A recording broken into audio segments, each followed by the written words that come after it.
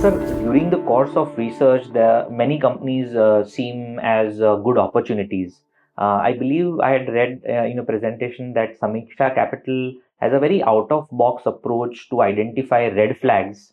Sir, if you could give us a few examples of what is this out-of-box approach and how Sameeksha Capital was able to avoid or dodge or navigate from some of these opportunities which could have been potential traps.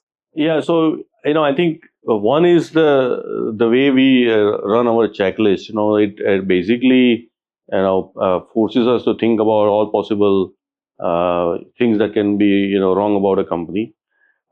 Second is that the checklist is not just a formality, right? And I'll give you an example. We were analyzing one pharmaceutical company in a small cap space, and we were kind of intrigued by the name of their US subsidiary. The name didn't sound right to us.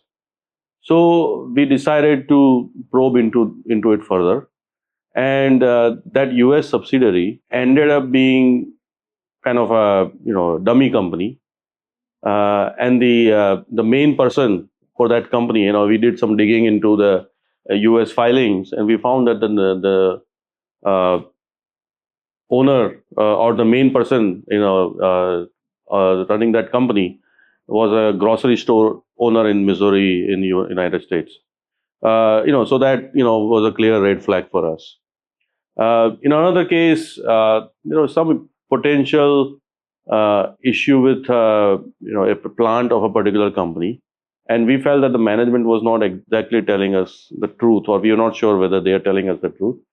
So what we did is one of our analysts flew unannounced from here to a city in South India, and then traveled for a few hours to reach the plant.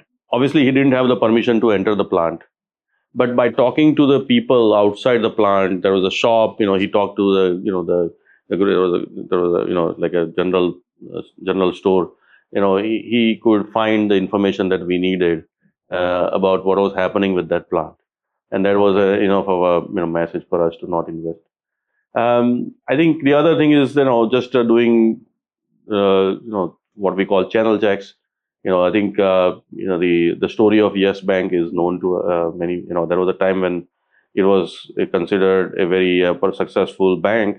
Numbers were great, but our analyst did not was not convinced. He spoke to some employees through various means, and learned that the company was not correctly reporting the non-performing assets, and eventually that came out, and we know what happened to US Bank.